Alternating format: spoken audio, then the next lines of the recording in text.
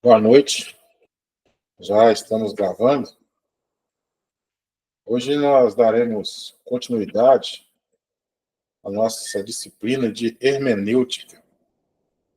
Hermenêutica é a arte de interpretar, é a maneira que nós nos aproximamos do texto bíblico, interpreta esse texto bíblico da maneira correta.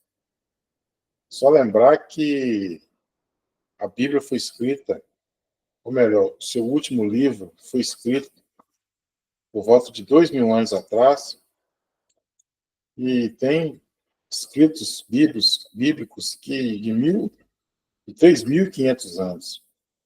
Então, é um livro muito antigo, uma coletânea, né, de livros muito antigos. E para a gente entender o que esse livro quer nos passar, nós temos que usar algumas ferramentas. E uma delas é a hermenêutica. A maneira como que nós interpretamos esse livro muito antigo. Existe alguns abismos ou distanciamentos entre a nossa era atual e o período que esses livros foram escritos. Existe o distanciamento contextual, porque ele foi escrito numa cultura totalmente diferente. Existe o distanciamento linguístico, porque as línguas que foram escritas, a Bíblia, ela já não existe mais. Ou seja, o aramaico, o hebraico e o grego, eles não existem mais da forma que eram naquele tempo. Existe sim o aramaico, existe também o grego, existe também o hebraico, mas de uma forma modificada, uma forma mais contemporânea. O original, da forma que foi escrito, já não existe mais. Então, isso traz dificuldades. Traz também um distanciamento autoral, porque nós não podemos perguntar aos autores o que ele quis dizer com uma determinada passagem. Nós não temos como perguntar a eles, né, o que ele quis dizer em determinados momentos, mas, usando as ferramentas, nós podemos entender melhor. Existe também o distanciamento ou abismo, porque a Bíblia é um escrito humano, mas também é um escrito divino. Né? Ela é humana, porque ela foi escrita por homens. Tem o microfone aberto aí, para ver. É a pastora Angélica. Está aberto. Eu pedi que a pastora Angélica feche o microfone, por favor. Obrigado. Então, existe o distanciamento, vários tipos de distanciamento entre o nosso tempo e o tempo que foi forjada, né, escrita a Bíblia. Então, ela é um livro divino e também humano. Por que ela é um livro divino? Porque a Bíblia foi inspirada pelo Espírito Santo. Por que é um livro humano? Humano pelo fato de que foram homens igual a nós, igual a eu, igual a vocês, que escreveram, seres humanos, né, que escreveram o livro. Então, ela tem a Bíblia tem a parte humana e tem a parte também divina. E isso produz alguns distanciamentos, como eu já falei anteriormente, né? Distanciamento cultural, contextual, distanciamento linguístico, distanciamento autoral, e vários tipos de distanciamento nessa questão humana da Bíblia, né? Também existe o distanciamento, nós dizemos assim, pelo motivo da Bíblia ser um livro inspirado, um livro divino. Existe também um distanciamento entre nós e o Criador, aquele que inspirou os escritos, né? Por exemplo, o distanciamento espiritual. Nós somos seres espirituais, somos seres decaídos, né? E o Deus Todo-Poderoso é um ser infinito, espiritualmente falando. É um ser grandioso. Existe também o distanciamento moral, porque muitas vezes nós, quando aproximamos do livro bíblico, dos escritos bíblicos, nós nos aproximamos com pressupostos nossos, querendo justificar o nosso entendimento e as nossas ações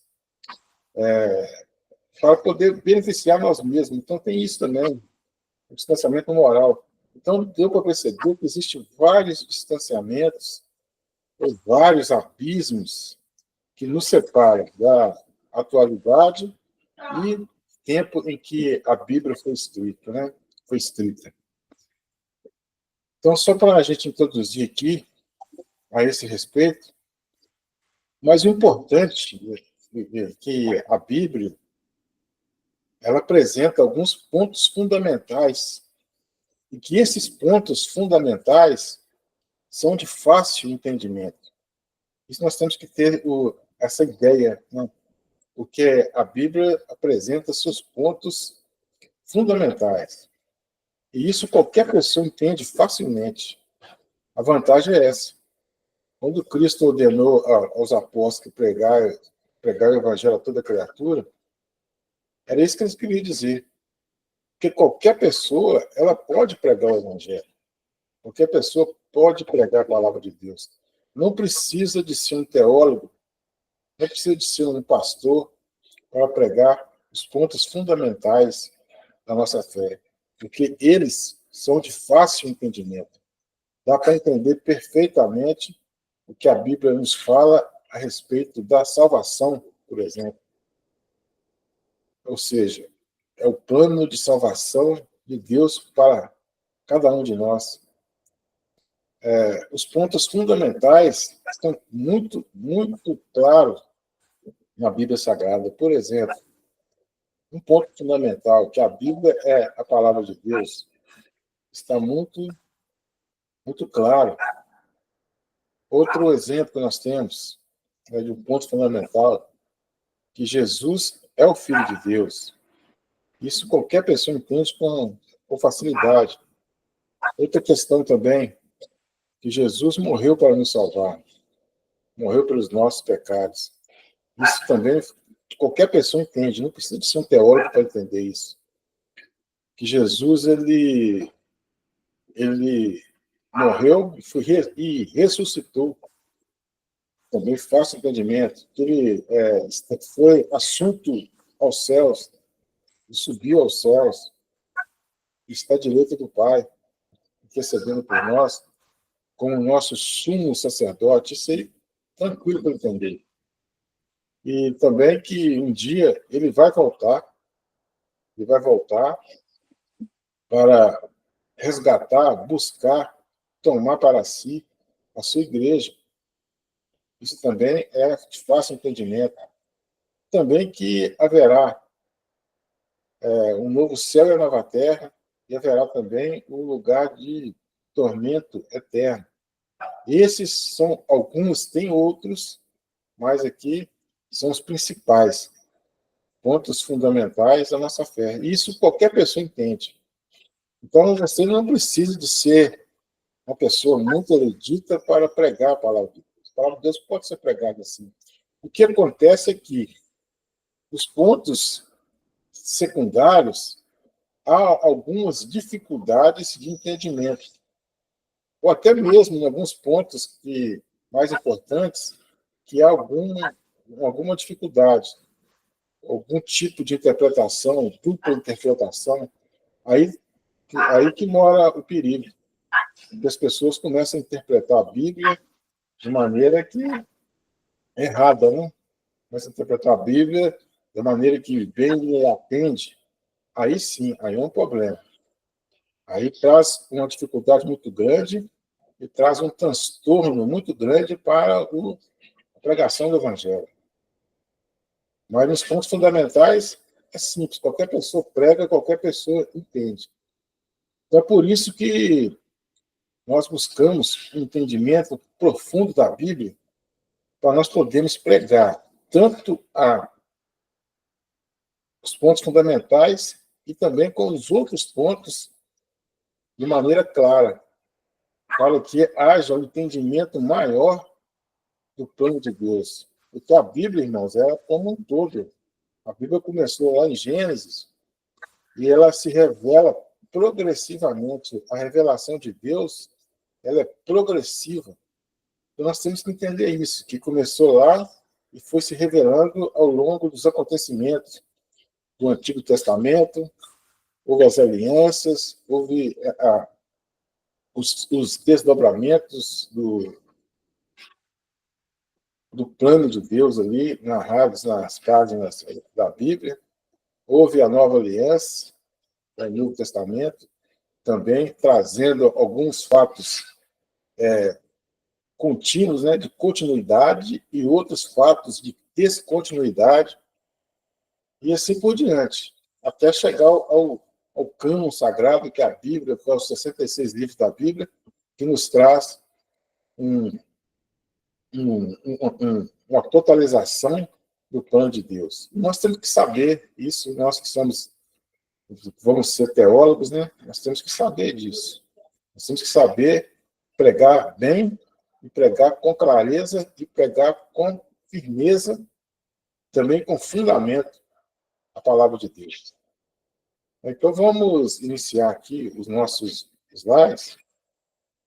Vamos aqui, deixa eu ver se eu consigo aqui compartilhar. Apareceu aí para vocês?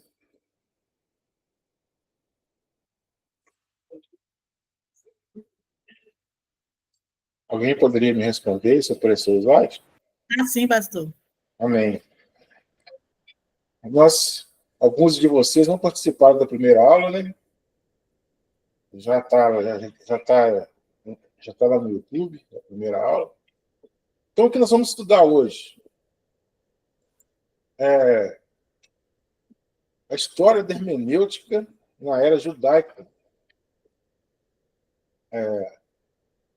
até o período do Novo Testamento. Esse vai ser a abrangência do nosso estudo de hoje. Vamos estudar a história da hermenêutica, a história da interpretação, começando na era judaica, lá no Antigo Testamento, e até o período do Novo Testamento. Vamos estudar também a hermenêutica dos judeus palestinos. Esses judeus palestinos são aqueles que viveram ali na região da Palestina, que hoje, que é chamada de hoje de região da Palestina, mas que era a região de Israel, o Estado de Israel, né? E vamos falar também da hermenêutica dos judeus alexandrinos. Veja que tem aqui palestinos e alexandrinos. Vamos falar também da hermenêutica dos caraítas e finalizar com a hermenêutica cristocêntrica, a hermenêutica que foi utilizada pelo próprio Cristo e também pelos apóstolos. Então, essa é a nossa aula de hoje. Eu creio que vai ter um pouco mais curto, mas esses assuntos que nós iremos abordar. Então, vamos passar aqui para a história da hermenêutica na era judaica, até o período do Novo Testamento, né, que foi a introdução nossa lá. É claro que a interpretação ela vem de uma data mais antiga, bem mais antiga do que o que nós estamos pegando aqui por base. Mas, biblicamente, nós lembrando que a nossa... Deixa eu querer atualizar aqui. Lembrando que, biblicamente, a nossa base aqui vai ser o período do Antigo Testamento, logo após o povo de Israel voltar da Babilônia. ou seja, o período pós-cativeiro. Havia hermenêutica, havia interpretação durante toda a história do povo de Israel e também outros povos, né? Mas nós vamos pegar o parâmetro aqui, básico, esse momento aqui do pós-cativeiro. O sacerdote Esdras, todo mundo sabe quem é o Esdras, né? O sacerdote, ele reuniu a assembleia. A assembleia aqui quer dizer toda a comunidade, o povo de Israel, o povo de Judá. Depois da volta do cativeiro, ele reuniu todos e expôs as escrituras. Veja aqui, né? Ele chegava ali, lá no templo, né? E expunha a escritura para todo o povo. Estudiosos dizem que, até a própria Bíblia também relata, que o povo ficava lá de pé e o sacerdote Esdras expunha a palavra de Deus, né? Expunha a Bíblia, né? Para o povo, e provavelmente foi um momento que a hermenêutica bíblica iniciou entre os judeus. Aqui é um momento que nós podemos dizer que a hermenêutica bíblica se firmou entre os judeus, lá com o sacerdote Esdras, né? Aqui tem uma citação aqui que eu tirei da própria Bíblia, dizendo que, eu vou ler aqui para vocês entenderem melhor. Chegando o 7º mês, estando os filhos de Israel nas suas cidades, todo o povo se juntou como um só homem, na praça diante da porta das águas.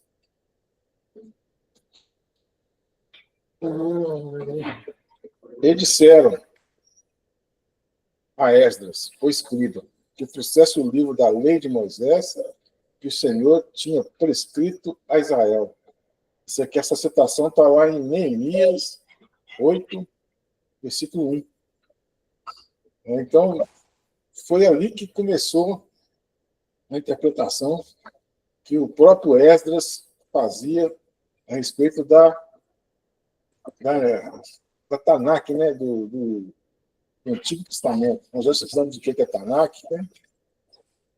Bom, então corresponde aos escritos do Antigo Testamento, a Tanakh judaica. E também, né, Israel tinha sido levado ao cativeiro, né, que eu já falei anteriormente, e a língua da Babilônia, a língua que eles falavam lá na Babilônia, não era o hebraico mais, ou melhor, não era o hebraico, era o aramaico. Então o povo ficou cativo. O povo ficou cativo lá por 70 anos, e eles esqueceram como se falava a sua língua materna, porque lá só se falava em aramaico. E houve, quando Esdras iria expor as Sagradas Escrituras, lá na porta lá do templo, né? Ele precisou de intérprete. Veja bem aqui, ó. Portanto, teria que haver intérprete, pois a língua dos textos sagrados era em hebraico, e isso dificultava mais o entendimento da lei de Moisés. Então, o texto do Antigo Testamento foi escrito em hebraico, e o povo só entendia o aramaico. Então, tinha que ter intérpretes. Esdras falava e alguém interpretava para a língua hebraica. Aqui começou-se, né, Esdras começou a usar a hermenêutica de uma forma mais literal. Isso aqui é importante a gente guardar, porque a hermenêutica usada por Esdras, né, era uma forma mais literal. Ele lia o texto, interpretava o sentido do texto, ou seja, o sentido que o autor ele queria passar. Nós vamos, um pouco mais à frente, nós vamos estudar um outro tipo de interpretação, que é a interpretação alegórica. Mas, no início, com Esdras, a o modelo de interpretação era literal. Então, ele interpretava o que estava escrito literalmente. É claro que na Bíblia tem alguns momentos que o texto ele requer que seja interpretado como uma figura de linguagem. Mas Esdras ele interpretava literal, e quando tinha alguma passagem que havia a necessidade de buscar o sentido mais não literal, ele fazia normalmente. Ou seja, ele usava figuras de linguagem quando o texto exigia o uso dessa figura de linguagem. Vamos aqui citar um exemplo, um pouco mais à frente aqui do Novo Testamento, em que a figura de linguagem é necessária. Quando Jesus fala, eu sou a porta, nós não podemos entender que Jesus era uma porta, literalmente, né? Está ali uma figura de linguagem. Então, Jesus era a porta, não era que ele era uma porta literal, e sim que ele era a forma de que o povo poderia ser salvo, né? Entrar por aquela porta simbolizava a porta da salvação. Então, esse é um exemplo aqui muito prático para a gente entender quando é que se tem que usar as figuras de linguagem ou a simbologia. E nós vamos falar um pouco mais à frente, mas aqui eu citei aqui. Posteriormente, houve uma escola chamada a Escola de Antioquia. Antioquia era uma cidade lá da Síria.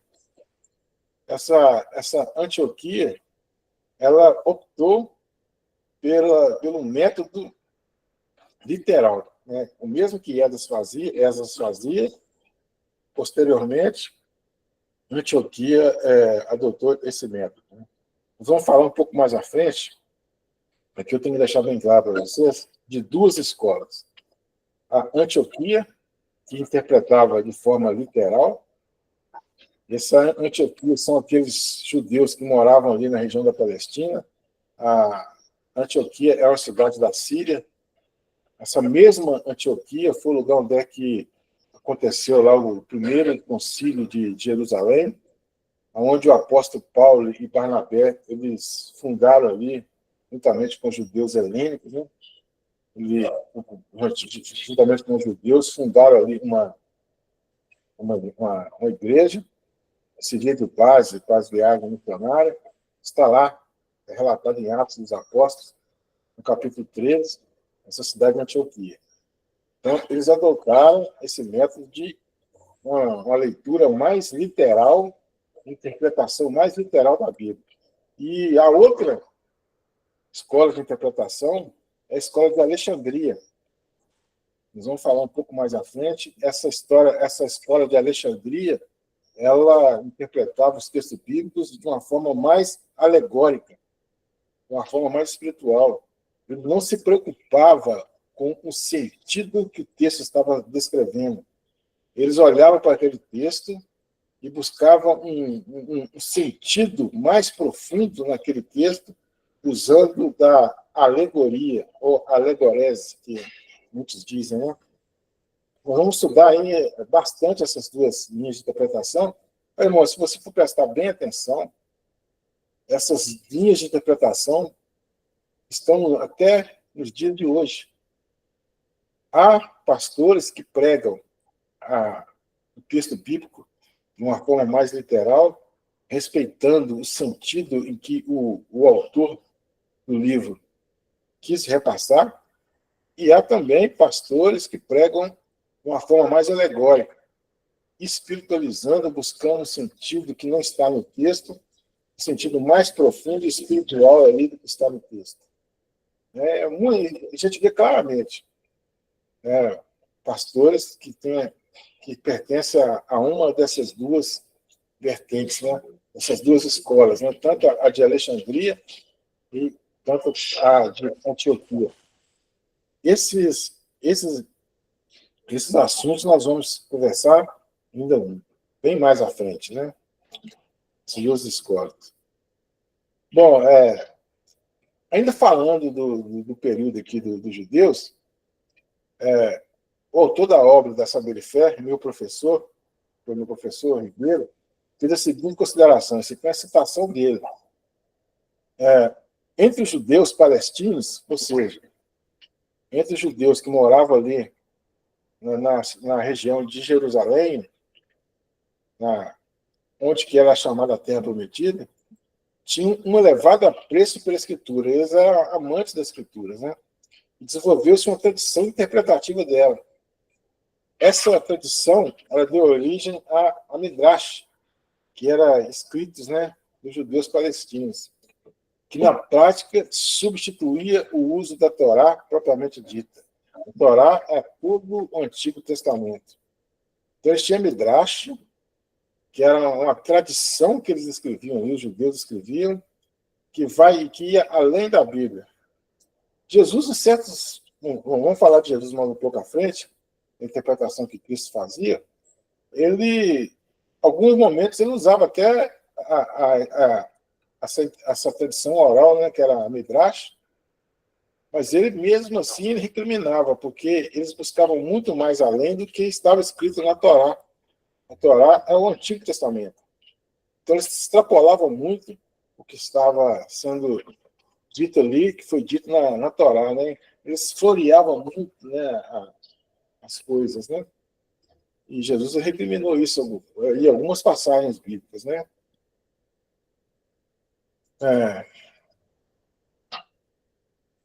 Então, a hermenêutica dos judeus palestinos, né? Os palestinos davam maior importância à interpretação da lei em detrimento dos profetas e dos escritos. Veja que eu falei lá, quando nós estávamos estudando bibliologia, que a cultura judaica, eles interpretavam a Bíblia de maneira diferente e que nós interpretamos. Para nós, toda a Bíblia é inspirada de igual forma. Para eles, não. Para os judeus, não.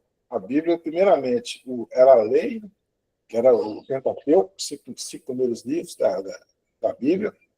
Depois vinha os profetas, depois os escritos. Ou seja, a lei tinha um peso maior, depois tinham os profetas, tinham um peso menor que a lei e maior que os escritos. Então, era assim que eles interpretavam, né, a Bíblia. Uma coisa que eles cometeram, que erraram, né, nas suas interpretações, que eles passaram, até certo momento, a dar mais atenção à Midrash.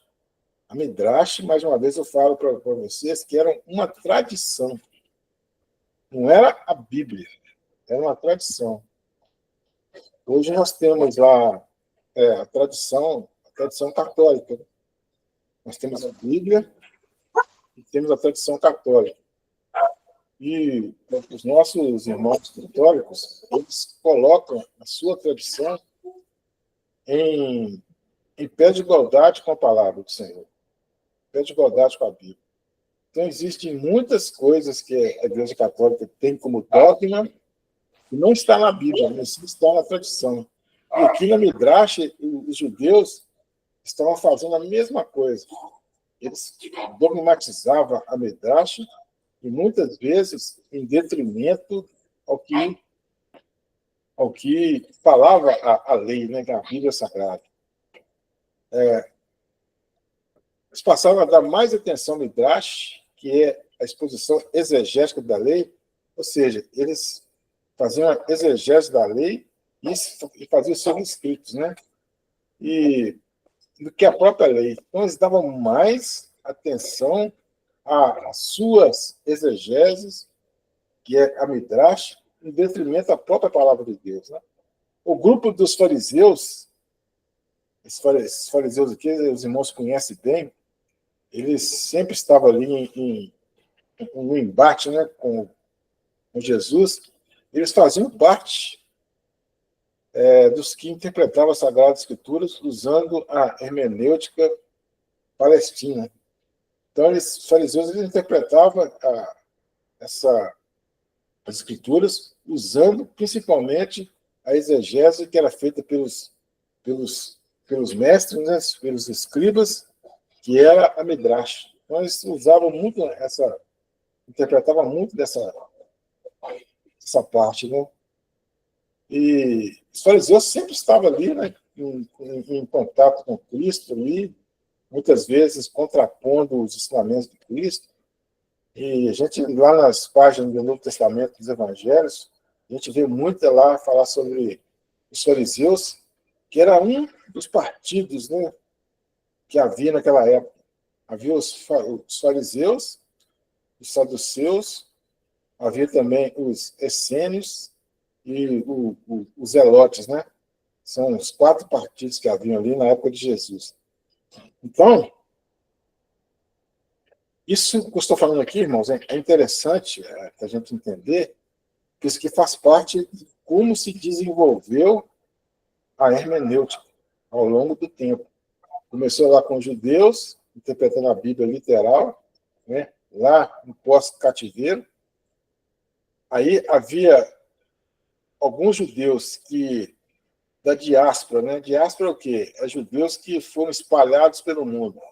E alguns desses judeus foram parar lá no norte da África, né? Lá na cidade de Alexandria, e lá tinha um judeu chamado Filo, que implementou a hermenêutica alexandrina, né?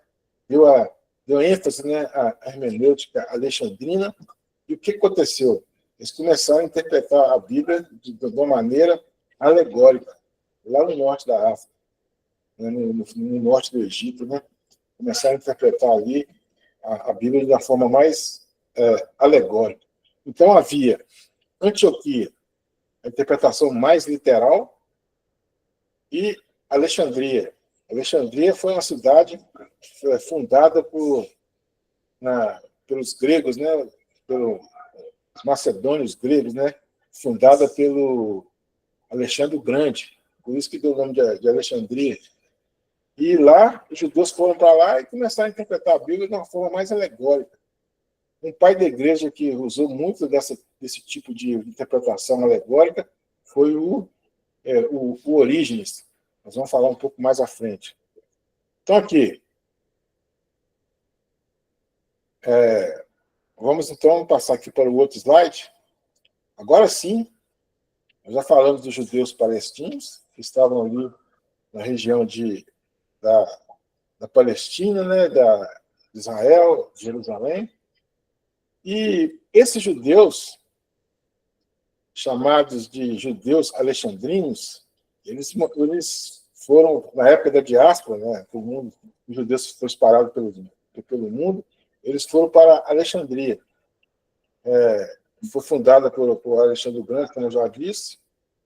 Alexandre o Grande, ele implementou a cultura helenística, ele gostava, né, da cultura helenística. Alexandre o Grande, ele morreu com 33 anos. E ele foi um guerreiro, um imperador, que ele rapidamente conseguiu conquistar todo o mundo conhecido, né? A não ser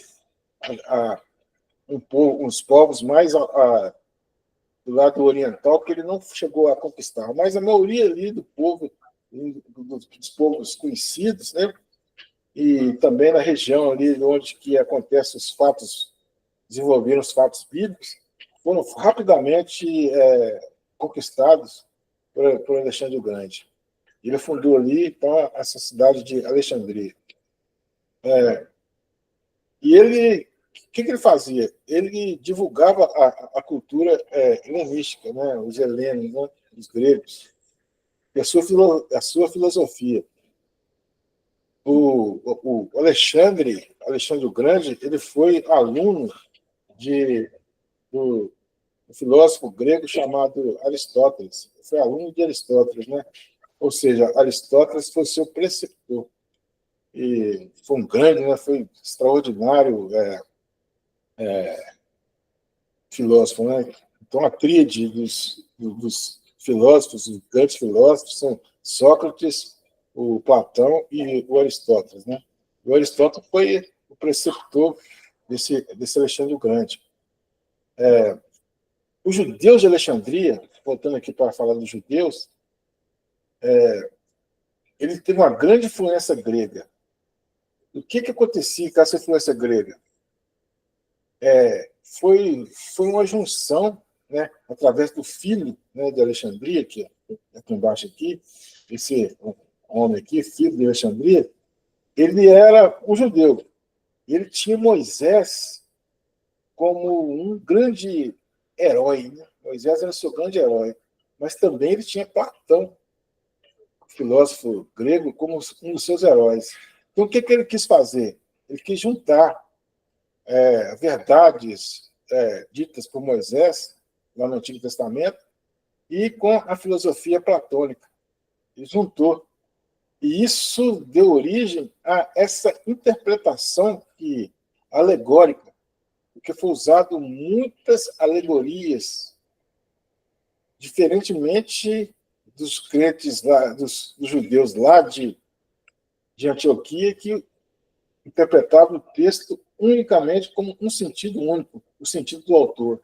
Então, houve essa diferença entre essas duas escolas, Alexandria e Antioquia, muito por causa do Filo, que ele começou a juntar as verdades platônicas, né, filosofia platônica, com a filosofia, com os escritos de Moisés, né, o escrito do Antigo Testamento. Isso aí trouxe uma maneira de interpretar a Bíblia totalmente alegórica, né, alegórica, espiritualizada, aquela coisa toda. Porque os gregos, eles tinham uma maneira muito diferente de ver a questão do Deus, né, os mitos, né? Então, houve essa mistura. Enquanto a outra parte ficou apenas no texto bíblico simples, né?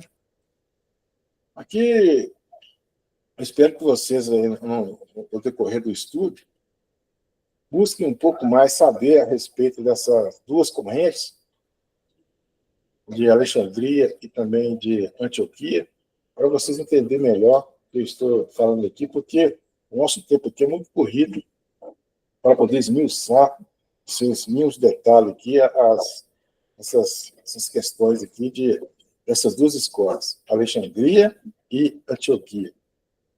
Lembrando mais uma vez que até hoje há esses dois tipos de interpretação. Vou falar mais uma vez. Há pastores, líderes que lê a Bíblia e tira da Bíblia do texto da Bíblia o que ele quer dizer na intenção única e exclusiva do autor bíblico.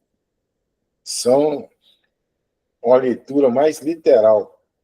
E tem também pastores que lê a Bíblia e busca uma interpretação mais alegórica, atribuindo ao texto coisas que não estão no texto, mas sim de uma forma alegórica e espiritualizada, como diz moderno, assim, numa condição moderna. Né? Eu, particularmente, entendo que a maneira mais correta de você interpretar é a forma que você busca o texto literal. Não sou contra pessoas que buscam espiritualizar, alegorizar. Não sou contra.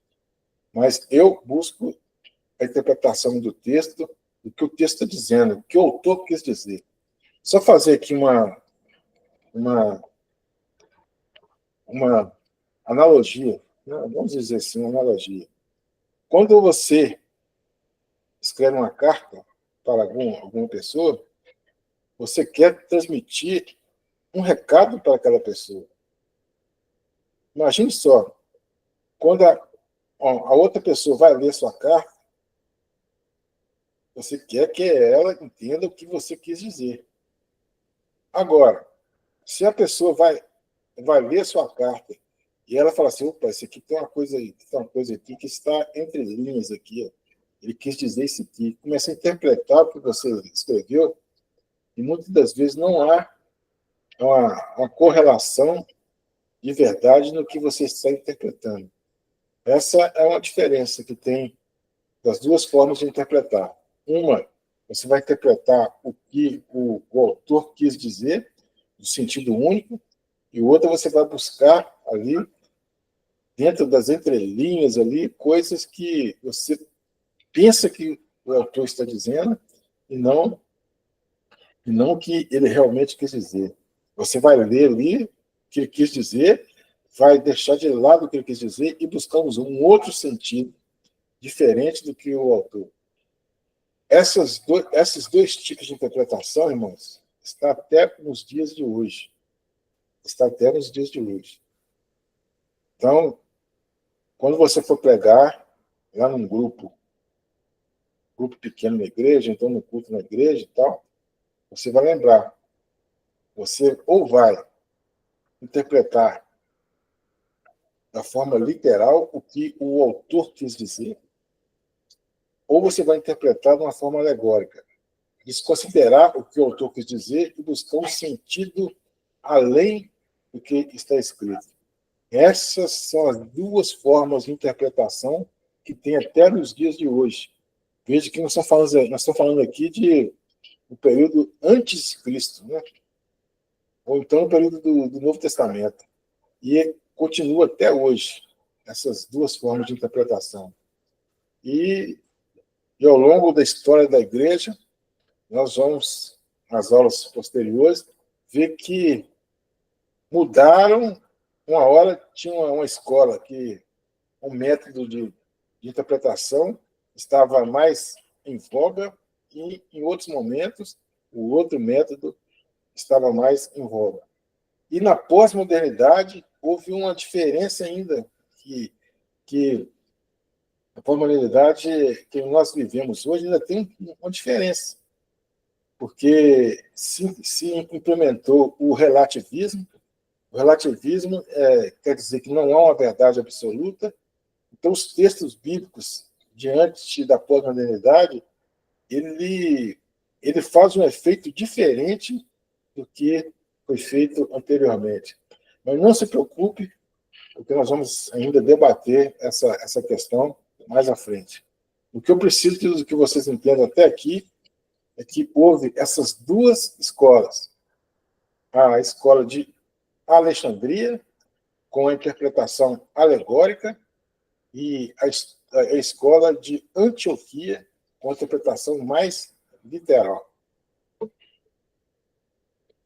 Vamos aqui, ainda falando da hermenêutica dos judeus alexandrinos, né? Houve o Filo, né, que eu já falei anteriormente, um judeu. Para Filo, eu vou ler aqui a citação. Para Filo, a escritura possui níveis de significado, o literal e o subjacente. Este último só podia ser recuperado por meio de uma exegese alegórica. Isso é muito próprio, né, assim, da filosofia grega. Né? A filosofia grega, ela, principalmente nos gnósticos, sempre tinha um conhecimento. Gnose significa conhecimento. Sempre tinha um conhecimento que vá além do que as pessoas, né, normais poderiam entender. E esse conhecimento era somente para aqueles que são iniciados. Né? Esse é um princípio fundamental do gnosticismo, é esse. Então, como a Alexandria fazia parte entendia que a filosofia grega tinha seu espaço, eles fizeram com que eles interpretassem dessa forma, a interpretação alegórica. Essa palavra aqui, irmãos, alegoria, alegórica, significa buscar o sentido além do texto. Isso aí é uma coisa que é perigoso, porque se você buscar o que está além do texto, você provavelmente pode estar buscando uma interpretação que não existe. Essa interpretação alegórica, ela é bem mais fácil do que a interpretação literal. Por quê? Você pode ler um livro, um texto bíblico, né? Vamos dizer assim, de uma forma mais mais alegórica, você pode tirar lições daquele texto que não está nele. Então, isso é muito perigoso. Você pode pregar o que você quiser. Se você alegorizar assim, de uma forma desenfreada mesmo, você lê o texto e você pode colocar pensamentos seus ali e pode pregar de uma forma que você pode falar o que você quiser. Você está alegorizando o texto. Eu entendo que até hoje existem essas duas formas, a literal e a alegórica. Né? Até aqui estão me entendendo? Alguém responde se está me entendendo até aqui. Sim, está claro. Está claro? Sabe por quê? Porque é um assunto complexo. Não é fácil você entender, não. Né? É um assunto complexo. Seminários teológicos aí, essa interpretação aqui, são interpretação complexa, realmente complexa. Se vocês estão entendendo, glória a Deus por isso. Então, então vamos lá. Vamos buscar aqui o outro tipo de hermenêutica. Esses judeus aqui são judeus caraítas, porque havia lá os judeus ali. Esses judeus caraítas, eles tinham... Caraítas significava aqui, ó, filhos da leitura. É uma seita judaica do século IX. Então, nós já demos um salto aqui, né? Porque nós estamos falando aqui da interpretação judaica, nós demos um salto muito grande. Nós saímos aqui lá de Esdras, do início do Novo Testamento ali, fomos dando um salto no tempo de quase 10 séculos, né? E fomos lá para esses judeus caraítas. Eles eram filhos da leitura, eles eram amantes da leitura, e eles liam, né, a Midrash, né, liam o Antigo Testamento, porque os judeus eles não têm o Novo Testamento como Bíblia. Então, eles eram filhos da leitura. E esse grupo aqui, ele interpretava, como diz aqui o professor Ribeiro, em seus estudos, chegava a aplicar métodos de investigação gramatical. Sua hermenêutica foi a que mais aproximou dos essênios. Irmãos, esses essênios aqui, lembra que eu falei dos fariseus, dos saduceus, dos zelotes? Esses essênios são pessoas que viviam isolados lá naquela região ali onde as cavernas de Qumran, né? Então, aquela região ali onde foi derramado enxofre lá na cidade de Sodoma e Gomorra, foi ali naquela região. Esse cara ali morando em cavernas, né? Muitos entendem que os essênios, João Batista fazia parte dessa seita dos essênios, mas isso aí é mais uma especulação. Né? Eles tinham uma maneira totalmente diferente de interpretar a Bíblia.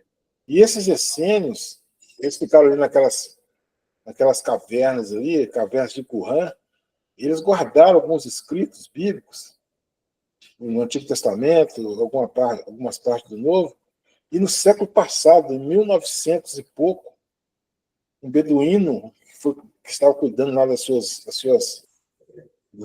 ovelhas, eles acharam os escritos, eles acharam o Antigo Testamento todinho, livro, e também o livro de Isaías completinho. Ele achou ali nas grutas, né, de Qumran, e veja que testificou,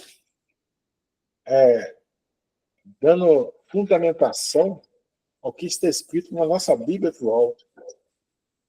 Que Deus ele manteve, né, a nossa Bíblia cada vez mais ali usando a sua a sua soberania para manter os livros bíblicos intactos, né? E esse censo aqui, lá em Qumran, foi o momento em que foi achado esses livros e que bate perfeitamente com a Bíblia que nós temos hoje, né? É Deus, é a providência de Deus mantendo seus escritos bíblicos como verdade, né? Veja que eles viveram antes de Jesus. Eles saíram lá, eles foram lá para essas cavernas de Qumran antes de Jesus. E lá eles guardaram esses livros ali, porque houve um massacre ali naquela região, e eles guardaram ali esses livros antes de Jesus. Então, esses escritos que foram achados lá na caverna de Qumran têm aproximadamente ou mais de 2.000 anos e bate perfeitamente com a Bíblia que nós temos hoje. Né? Providência de Deus, né? Providência divina. Sua hermenêutica foi que mais se aproximou, né? Os caraítas, que viveu no século IX, que mais se aproximou da escrita, da lei escrita, em detrimento à lei oral. A lei oral era midrash, né? E era muito valorizada dos fariseus e os palestinos. Veja que a lei oral era muito valorizada dos fariseus e palestinos. E os essênios guardavam essa lei escrita. Até que o beduíno lá em 1900 e pouco, 1920, por aí, achou lá esses escritos. Depois pesquisa, né? Escritos de Qumran. Você vai ver a história de como esses livros foram achados, a própria Bíblia, né? Então, esses eram os caraítas. Eles tinham eles interpretavam a Bíblia, lembrando que era uma seita judaica, né? Eles interpretavam a Bíblia na sua forma gramatical, como que estava escrito, né, na forma mais literal, né, em detrimento ao que os fariseus palestinos, que interpretavam mais, gostavam de interpretar mais a lei oral. Essa aqui, irmãos, judeus cabalistas, é uma outra seita, chamada Cabala. Essa seita chamada Cabala, ela misturou religiões de mistério com a tradição judaica. Né? Então, ela misturou tudo, fez uma miscelânea, né? Uma mistura dessas, dessas, dessas religiões de mistério. Aí entrou numerologia, várias coisas que é sobrenatural. Né? Eles tinham como característica de dar um sentido sobrenatural e mágico e místico. Veja bem, essas três palavras aqui, ó, sobrenatural, mágico e místico, a cada uma das palavras do texto maçorético. Os cabalistas, o texto maçorético foi a tradução que foi feita pelos judeus maçoréticos. Né? Os cabalistas surgiram no século XII, aqui já tem um salto um pouco maior, século XII, depois de Cristo. Né? Os cabalistas, a seita Cabala, ela tinha tentativa de desvendar os mistérios divinos. Os cabalistas misturavam contagem de letras. Veja bem que eles tinham aquela mania de contar letras, as palavras, substituição de palavras por outras, quantidade de letras, tudo isso era importante para eles. Eles usavam essas questões de uma forma muito mística. Havia combinação. Vocês já prestaram atenção que tem alguns cantores que mudam seus nomes? Isso aí vem dessa época da tradição cabalista. Não, esse nome aqui não é bom, não. Muda o nome. O nome artístico. Vários cantores mudaram o seu nome artístico. Eu me lembro aqui de cabeça que, por exemplo, a Baby Consuelo. Baby Consuelo, para quem não sabe, é a mãe da pastora Sara Shiva, né? Que casada com o Pepeu Gomes. Ela mudou o nome dela para Baby do Brasil. Isso é uma influência cabalista. Jorge Ben também mudou o nome dele para Jorge Benjor. Isso é uma influência aqui cabalista. Então, eles tinham essa questão, eles interpretavam dando muito ênfase às letras, às palavras ali, substituição dessas por outras. Né?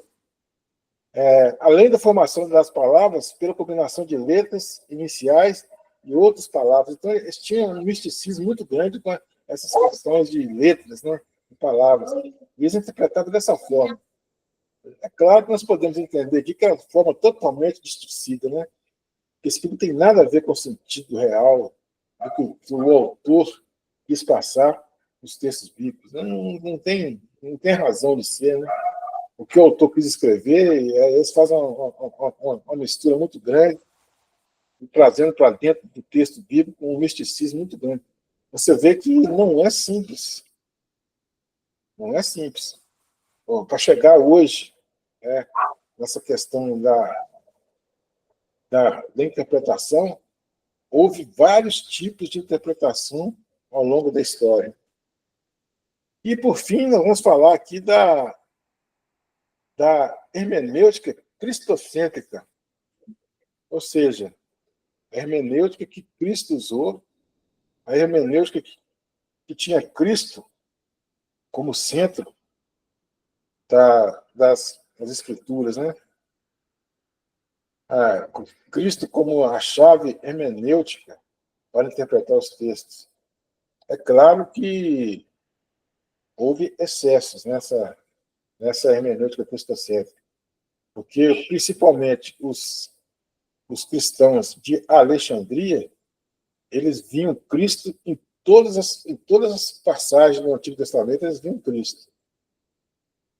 Cristo realmente ele é o centro tanto do Novo Testamento quanto do Antigo Testamento.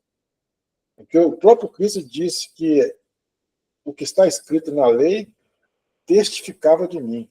Ou seja, o que está escrito na lei mostrava que ele era o Filho de Deus, né? Dava testemunho dele.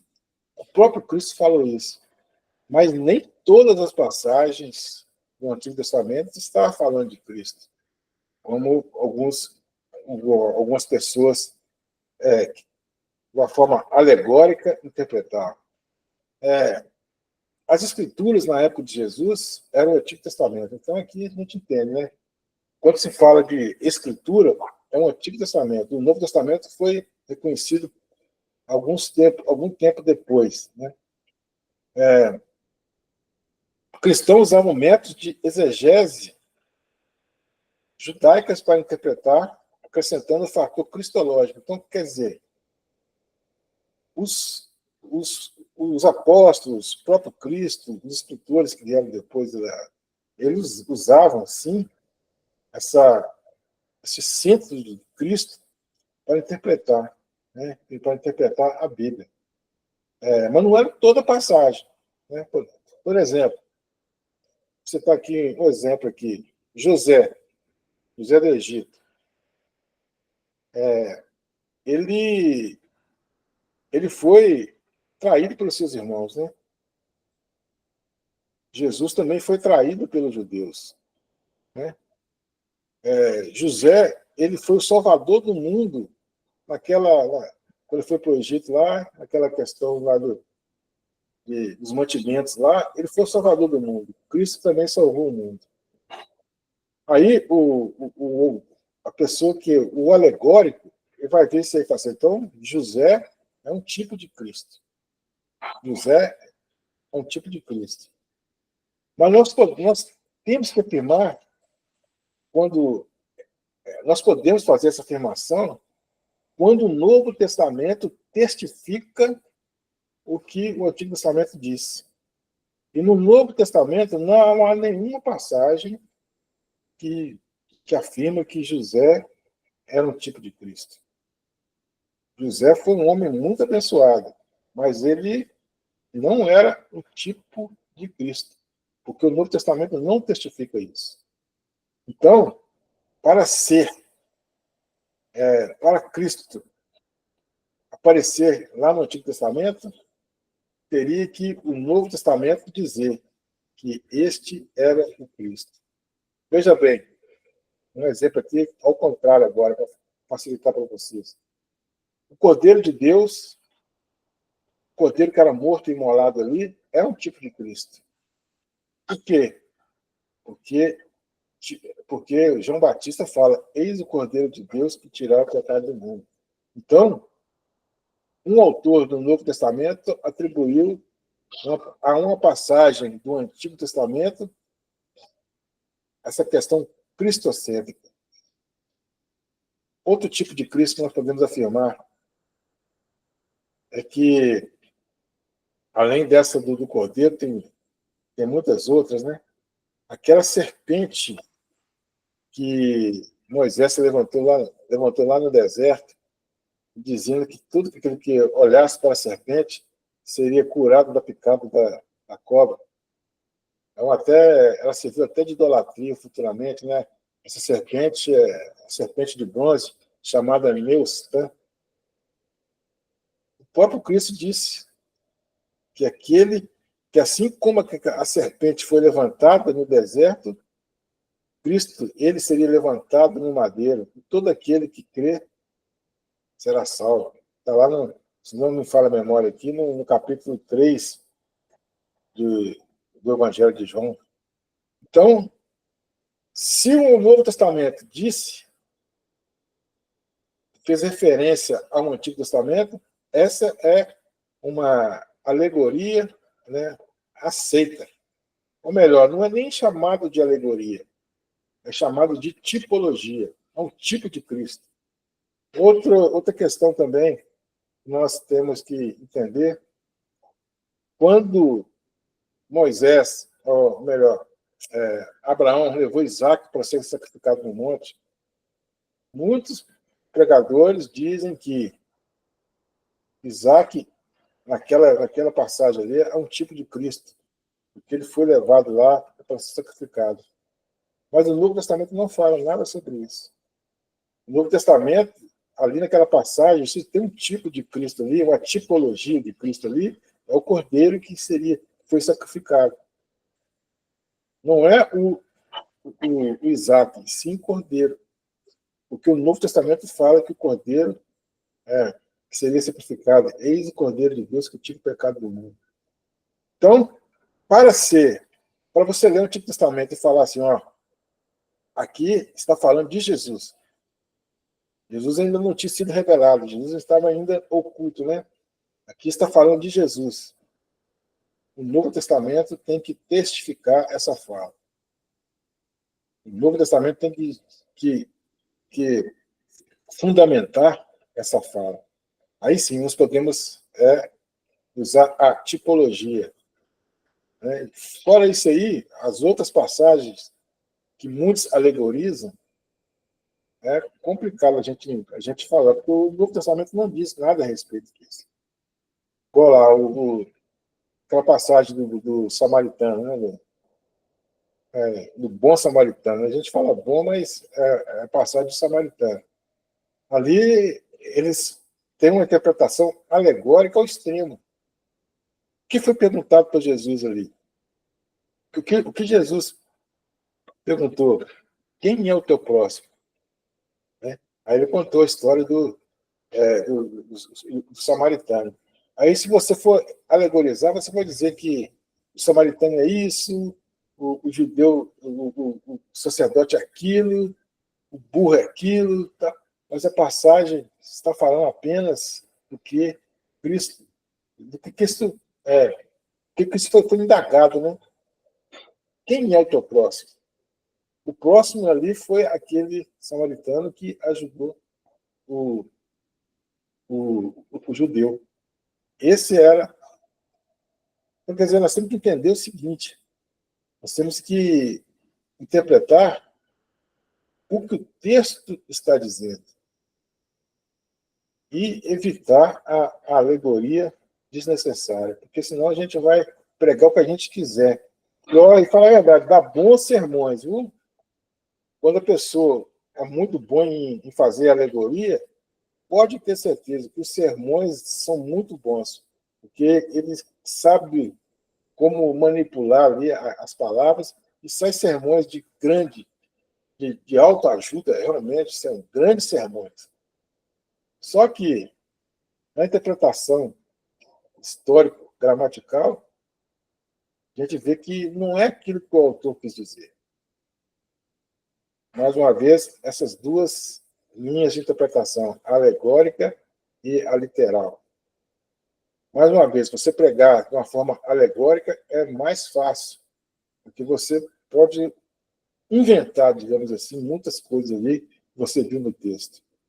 Agora, quando você prega de uma forma literal, aí você tem que estudar bem mais o contexto histórico, o contexto cultural, o contexto geográfico, né? Você tem que estudar bem mais, você tem que ir mais a fundo no estudo, procurar comentários, buscar um aprendizado mais substancial.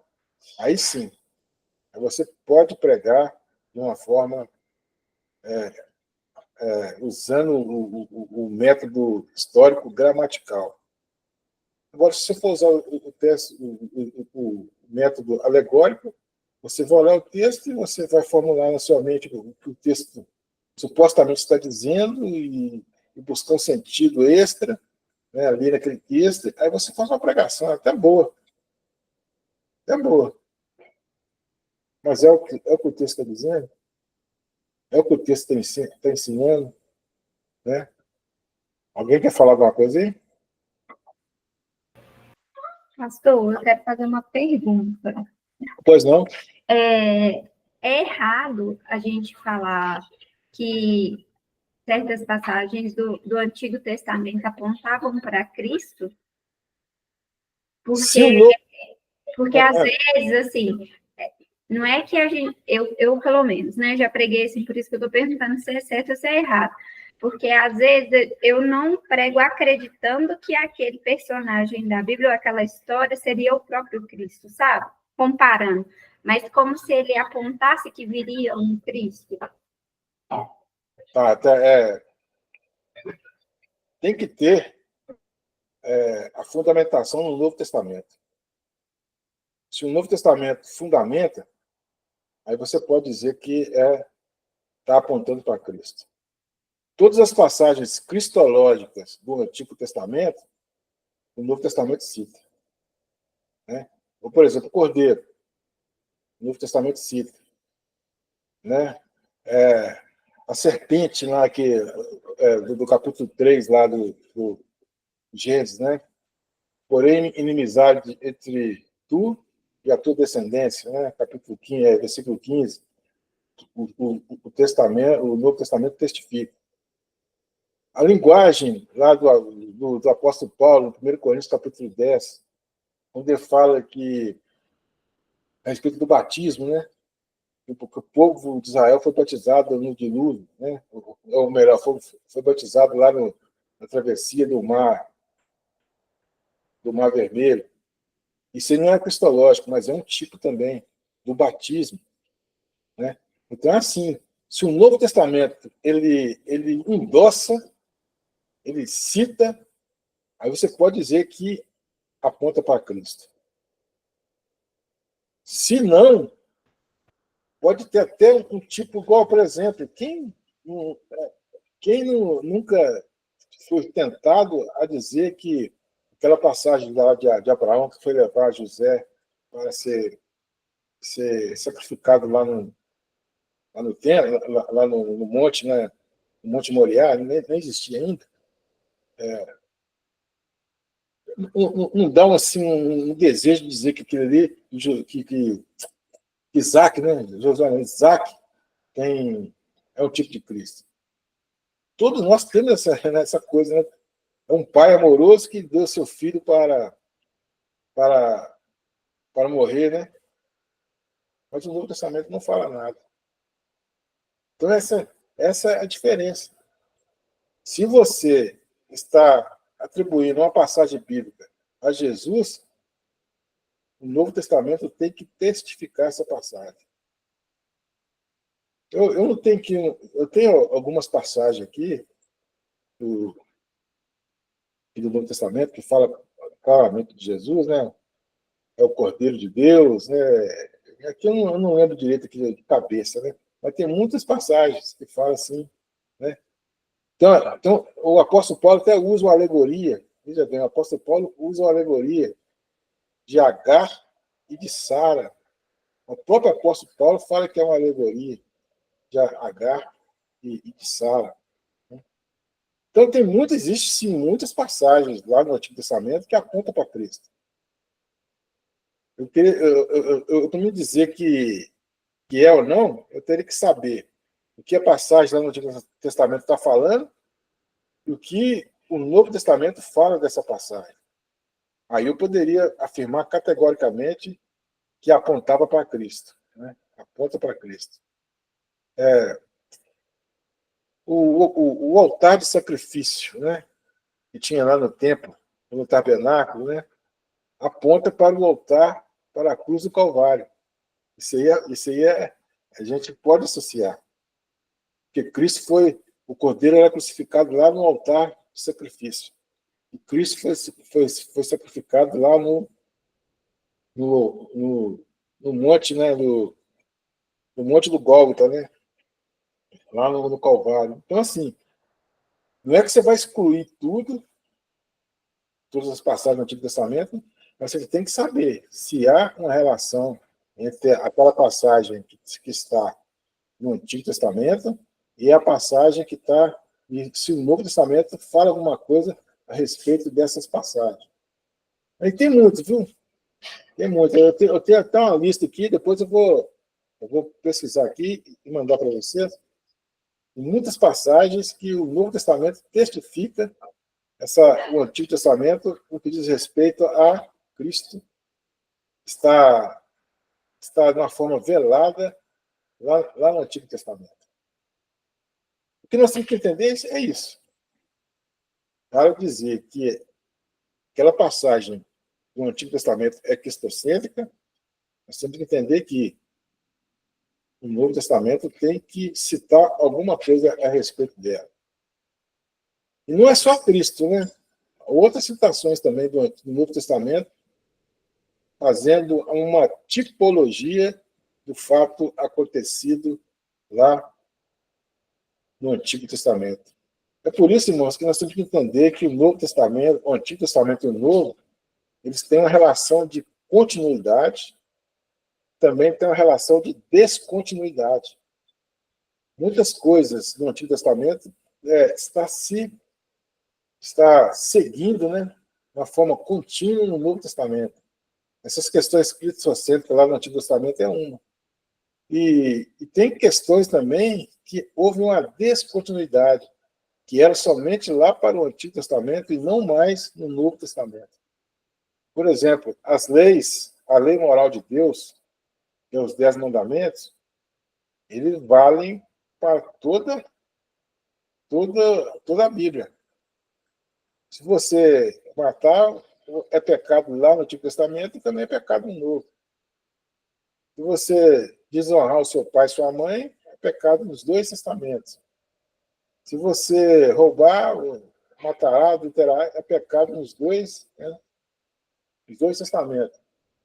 Agora, o sacrifício do cordeiro no Antigo Testamento, você obrigatoriamente tem que sacrificar um cordeiro no Novo Testamento? Não precisa, porque Cristo foi o cordeiro que foi sacrificado de uma vez por todas. Então, a descontinuidade. As leis cerimoniais, que era para o povo de Israel, a igreja precisa fazer essas leis, cumprir essas leis hoje? Não. É um processo de descontinuidade. Não precisa, porque nós estamos no pacto da nova aliança. Então, não precisa mais. Mas tem coisas que os 2 testamentos você tem que cumprir. Então, a diferença da lei moral de Deus, que serve para toda a vida cristã, e também as leis cerimoniais, que era para o povo de Israel. Isso é uma grande confusão que acontece na interpretação bíblica até nos dias de hoje. Muitas pessoas querem interpretar a Bíblia como se fosse necessário o cumprimento das leis cerimoniais do povo judeu.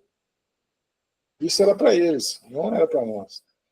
E se tem os judeus hoje messiânicos que querem continuar a ter sua cultura judaica, eu não vejo problema.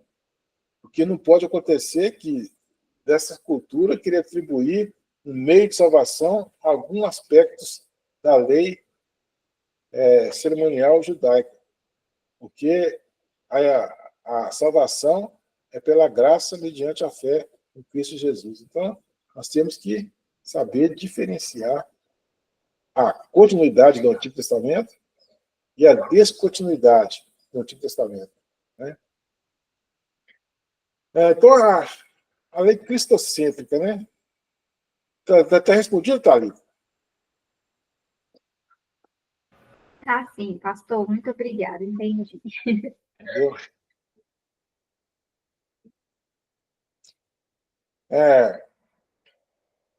Jesus, ele... Deixa eu ver quantas horas aqui. Falta um minutinho. Jesus usou métodos de interpretação, né? Ele assegurava que as escrituras, como inspiradas, Jesus tinha a convicção de que o Antigo Testamento, que era a escritura da época, era inspirado. E citava a passagem do Antigo Testamento a se referir à sua pessoa como Messias. Aí sim, se o próprio Jesus citava o Antigo Testamento como a sua pessoa, isso faz parte da tipologia. É uma passagem cristocêntrica. Jesus usava a forma literal quando o texto assim exigia. Então, Jesus ele lia o texto e interpretava o que estava no texto. Da mesma forma, quando havia a necessidade de alegorizar, ou seja, usar uma figura de linguagem, Jesus fazia sem nenhum problema. Né? Quando era necessário usar a figura de linguagem, Jesus usava a figura de linguagem, alegorizava. Quando ele havia a necessidade de interpretar literal, ele também interpretava literal. Né? Ele também usou, em alguns momentos, ele usou a Midrash. A Midrash era a forma oral dos judeus interpretavam a Bíblia. Mas também criticou o excesso do uso da tradição, porque os judeus, né, principalmente os fariseus, estavam colocando a Midrash em pé de igualdade com a Bíblia, e mesmo assim, em outras ocasiões, até com um grau maior. Né? Jesus criticou isso. Você pode usar a tradição para poder esclarecer a verdade bíblica, mas nunca você pode usar a tradição para extrapolar a verdade bíblica. Jesus era especialista em usar as figuras de linguagem. Isso aqui é uma coisa que Jesus mais usava, né? Jesus me pregava, irmãos. Ele usava fatos do cotidiano do povo de Israel. Ele usava a figueira, né? Ele usava a lâmpada, né? Ele usava lá como é que chama lá aquele coisa que eles punham vinho lá, esqueci o nome dela. Ele usava lá, ele pregava, ele usava assim coisas do cotidiano, as parábolas de Jesus, né? Ele usava coisas do cotidiano, do conhecimento judeu, para poder expor suas verdades. Né? Ele era expert em usar figuras de linguagem para ilustrar aspectos que todos podem entender. Então, a hermenêutica de Jesus era perfeita. Era perfeita. Ele usava, quando era necessário literalizar, ele literalizava. Quando o texto, que era literal, pedia uma figura de linguagem, ele também, da mesma forma, ele fazia, né? Ele usava os símbolos. Né? O apóstolo Paulo, né, depois de Jesus, o apóstolo Paulo foi o maior escritor do Novo Testamento. Né? E fez com excelência a interpretação, usando todos os métodos possíveis. Então, o que eu quero que os irmãos entendam é que não é errado você usar a alegoria, ou você usar a literalidade? Você pode usar a literalidade quando o texto exige que ele seja explicado ou interpretado literalmente. E você pode usar a simbologia, a figura de linguagem, quando o texto exige que ele seja interpretado como uma figura de linguagem. Todas as duas, todas as duas situações estão corretas. O que não pode acontecer é você inventar, é colocar coisas que não estão no texto, né? Você interpretar o que é literal, você interpretar com alegoria, o que é alegoria, você interpretar literal. Então, isso não pode acontecer. Você tem que saber discernir. Isso a gente consegue, sim, até você não precisa nem ter assim, uma pessoa que tem um conhecimento de português muito grande. Você consegue diferenciar qual momento que está sendo usado uma linguagem mais simbólica, uma linguagem mais usando figuras de linguagem, ou um momento em que você tem que usar o que o texto está dizendo, né? A literalidade. O apóstolo Paulo, no seu processo interpretativo, ele dialoga com diversas correntes religiosas, né? E filosóficas, seu tempo dando-lhes a roupagem cristocêntrica. Então, ele pegava todos aqui, a filosofia, né? Ele, quando chegou lá em Atenas, ele pregou para os filósofos lá. Os filósofos da Atenas eram os estoicos e os epicureus. Ele pregou para eles lá, né, usando a linguagem deles, né, a linguagem filosófica, mas, porém, ele estava introduzindo nessa linguagem filosófica Cristo. Então, ele era assim. E quando ele foi, qualquer lugar que ele foi pregar, ele usava o entendimento do povo. Nesse entendimento do povo, ele colocava a linguagem, né, colocava Cristo no centro do diálogo. Né? Então, ele era extraordinário. E aqui, ó, eu falei aqui,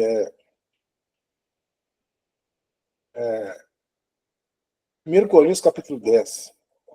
Esse texto se relaciona com o batismo cristão, a passagem dos israelitas no Mar Vermelho. Veja bem. Aqui é uma tipologia também do batismo. Ele cita no Novo Testamento uma passagem lá no Antigo Testamento, quando o povo passou pelo Mar Vermelho, que simboliza o batismo. Né? Outro exemplo que Paulo faz da retórica grega, tal como o filho fazia, Atos 19, 8 e 28, 23. Ao se comunicar com os gregos, ainda como filho, Paulo faz alegorizações. Né?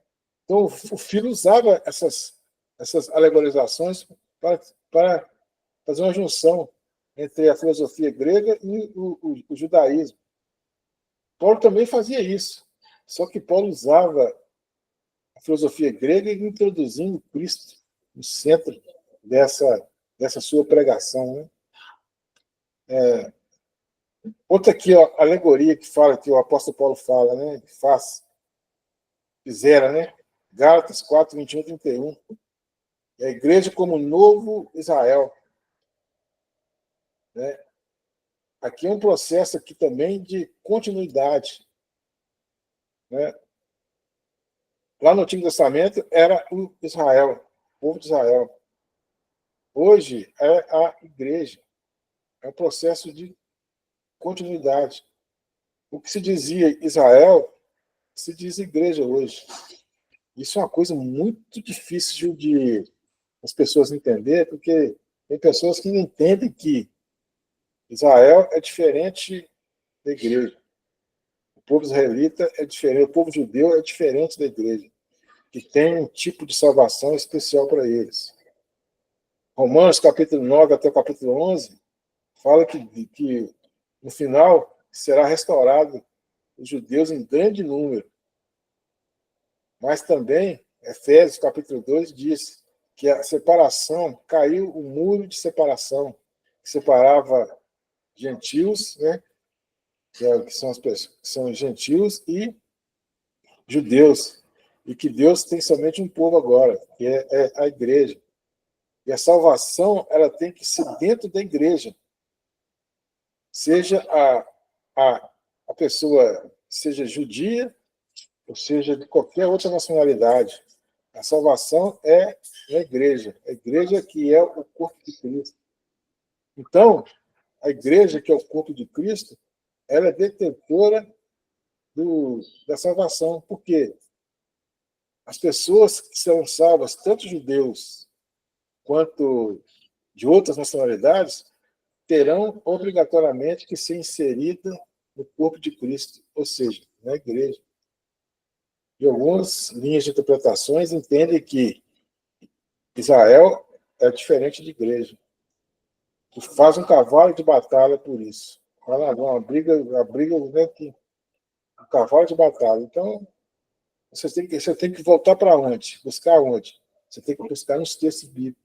O que os textos bíblicos estão falando verdadeiramente a respeito de um determinado assunto, para você fundamentar a sua crença cada vez mais. Né? Como no Novo Testamento, Israel, ao atribuir aos crentes as promessas de Deus estabelecidas com Abraão. Deus fez aliança com Abraão. E nesse decorrer do Antigo Testamento, Deus fez aliança primeiro com Noé, primeiro com Adão, Noé, fez aliança com os patriarcas, fez aliança com Davi e, por fim, fez a nova aliança em Cristo Jesus. É uma continuidade, aí é um processo de continuidade. Hoje, nós estamos sobre a nova aliança. Aliança do sangue de Jesus. Né? Essa é a nossa aliança. Então, nós temos que entender que é um processo de continuidade. E as bênçãos que foram, as bênçãos, as profecias que foram para o povo de Israel, serão cumpridas hoje na igreja. E essa é uma linha de interpretação, viu, irmãos? Existe a outra linha de interpretação que diz que vai ter o cumprimento das profecias exclusivamente para o povo de Israel. Isso é uma questão de interpretação. Interpretação que é a arte, né, que é a hermenêutica, que é a arte de interpretar. Né? Então, terminando aqui a nossa aula, nós falamos aqui sobre a história da hermenêutica na era judaica, até o período do Novo Testamento. Né? Então, nós falamos dos judeus lá, pós-cativeiro, com Esdras. Nós falamos também dos judeus aqui, dos palestinos. Nós falamos dos judeus alexandrinos. Aqui extrapolamos um pouco o tempo, né? Falando da hermenêutica dos judeus caraítas. Falamos também dos judeus cabalistas, né? Deixa eu aqui só colocar aqui. Tá?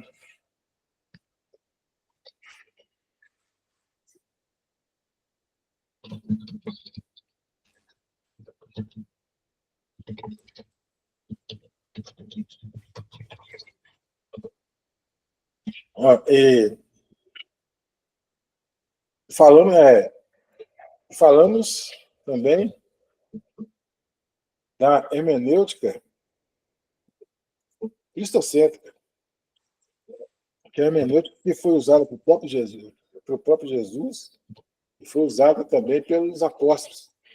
A hermenêutica cristocêntrica, que Jesus é o centro, né, da interpretação bíblica. Nós falamos também aqui um pouco da tipologia. Tipologia é uma forma de interpretação em que algo do Novo Testamento, uma passagem do Antigo Testamento é referendada pela passagem do Novo. Isso é a tipologia. Falamos também de que quando você se alegoriza ou você usa figura de linguagem, você tem que usar se o texto pedir.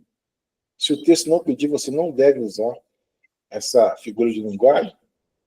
E falamos também que há muitas passagens no Antigo Testamento que apontam para Jesus. Mas, para ter esse apontamento, o Novo Testamento tem que testificar o que foi falado lá no Antigo Testamento, né? Então, aqui termina essa nossa aula de hoje. Alguma dúvida?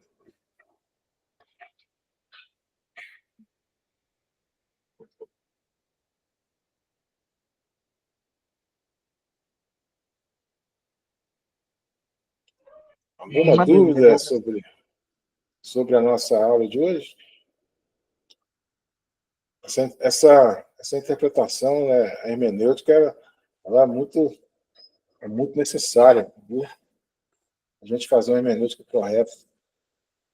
Porque quando você não faz uma hermenêutica correta, você interpreta a Bíblia de uma maneira que muito errônea, né? Isso traz transtornos na nossa pregação. E, ao decorrer das aulas, vamos falar assim mais detalhadamente sobre alguns aspectos, né, dessa hermenêutica. E assim que terminar essa matéria aqui de hermenêutica, nós vamos falar da homilética. Homilética é a arte de pregar. Nós vamos aprender a pregar os sermões que estão aí, sermões expositivos, sermões textuais, sermões temáticos, e outros tipos de sermões aí mais modernos. E a gente vai treinar muito a respeito dessa pregação. Eu não sei como que vai ser, que a gente vai fazer, porque nós temos uma aula online. A pregação nossa lá, né, na Igreja Batista da Família Bela Vitória, foi presencial, então ficou mais fácil de eu avaliar os irmãos que iam pregar, né? Eu avaliei alguns, o pastor João avaliou outros, o pastor Jorge também avaliou essas pregações. Foi as aulas que teve mais gente, né?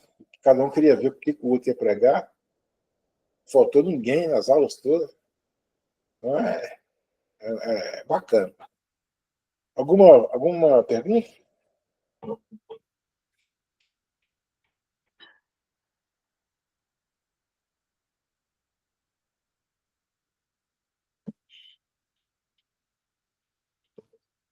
Se não, vamos orar. Vamos orar, agradecer ao nosso Deus. Tem algumas pessoas que estão faltando. Eu não estou vendo aí o César. Não estou vendo. É a segunda aula que eu não vejo também a, a esposa do pastor Michel, esqueci o nome dela. Tatiane, o nome dela. A Tatiana, fugiu aqui o nome dela. Dona Fátima. Dona Fátima também. A Edna, também já tem. Participou. O Rian, falei com ele ontem, ele disse que ia participar da aula. Sumiu. Então tá. Deve ser que estou esperando a aula gravada, né? Então vamos orar, agradecer ao nosso Deus. Vai dar aqui 9:05. Seu Deus, nosso Pai, eu oro ao Senhor nessa noite, primeiramente te agradecendo por cada irmão que está aqui participando, por cada irmão.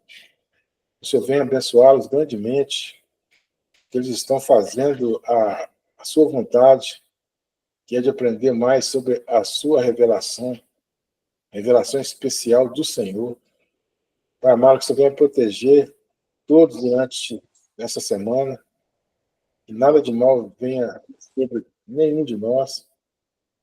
Pai amado, Pai querido, que o Senhor continue abençoando os líderes da Igreja Batista da Família, pessoa do pastor Nelson, do pastor João. Abençoe grandemente os pastores auxiliares.